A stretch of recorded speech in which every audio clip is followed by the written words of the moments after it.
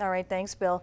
Ontario's Premier Kathleen Wynne brought her campaign to Kingston this afternoon. She joins me now live in studio. Welcome, Premier Wynne. Thank you. Thanks for having me, Julie. Now, you started the day in Ottawa, where you had some words about Prime Minister Stephen Harper. Now, there's been a lot of back and forth between you and the Prime Minister.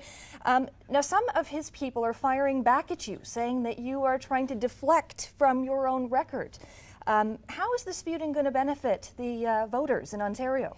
Well, you know, we have been very clear about our plan. We have brought a plan to the people of the province. We introduced a budget last week that laid out a plan for investment in talent and skills and in infrastructure and roads and bridges and transit. And we brought forward a plan for an Ontario retirement pension plan. And I believe that it is something that is very much needed. There's pretty much a consensus across the country that we are facing a retirement crisis. The Canada Pension Plan needs to be updated, needs to be enhanced. The federal government is not interested in doing that, and so we've known that for some time, and all I'm saying is that Ontarians need to be treated fairly. So the pension plan is a perfect example of a situation where there really is a different value system. So I'm not surprised that Stephen Harper's cabinet ministers are attacking, because they do hold a different value system than we do.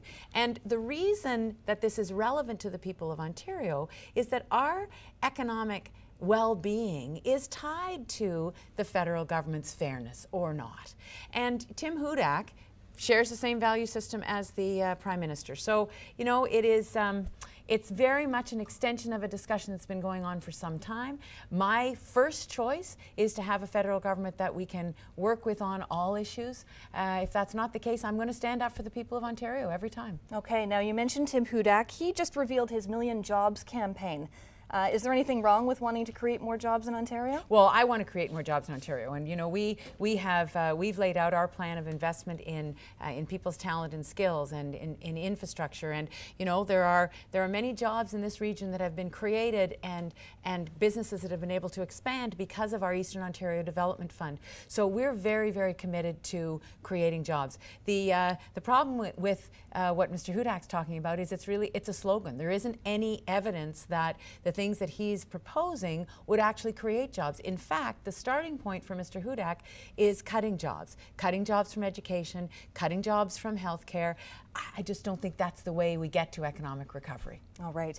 Ontario voters are still talking about e-health. They're talking about the cancelled gas plants in just west of Ontario.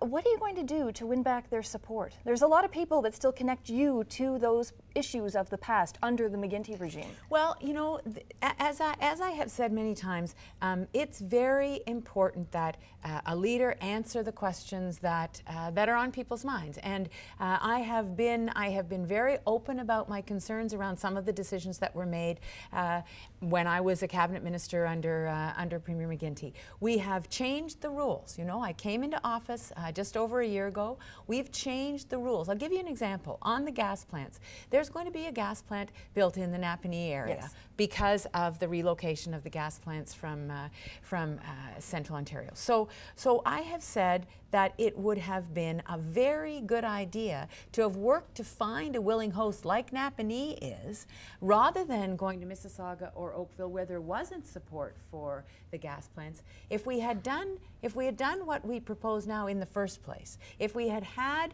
the process in place that consulted with the community and made a better decision in the first place, then we wouldn't have been in the situation where all parties in the legislature thought that those gas plants should be relocated. So that's the kind of change that we've made to the process, and it does not preclude us talking about the future. You know, the fact that we have to continue to respond to questions around the gas plants, the issues around technology and the healthcare system. We have something like 9,000 or 10,000 doctors in the province now who have electronic health records because of the work that eHealth has done. Those are very important advances that we've made, and so we are focused on making sure that the people in Ontario have the support they need to have the best health care, the best education, and that we do the job creation that's necessary. Well, my final question is going to be about education on the local level. 2 local high schools will be closing, and a much larger school will be built with some provincial funding. The parents who have children who attend these schools say they've lost confidence in the Liberal government.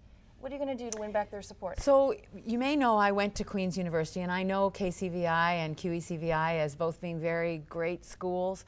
I also know that it's really important that we have autonomy in school boards locally to make decisions that are in the best interest of their students and their communities. So I don't think people want decisions made from Queen's Park on a whole range of facilities issues around education. So But I would you be believe willing in strong to work at the local level? Well, you know, that's why we have school boards. We have school boards so that they can assess the program delivery, they can assess their facilities, and they can make decisions that are in the best interests of the kids. We have, as a province, a very thorough consultation process that school boards have to follow. And, you know, if there's a breach of those procedures and the consultation isn't done, then there is a process that parents and schools can go through to get the Ministry of Education to intervene. But you know, at the end of a process like this, I think it's very important that local decisions are made locally by school boards because they're the closest to the community. All right, Premier Okay. Wynne, I'm going to have to leave it at that. Thank you you so much for your time. Thanks very much, Julie.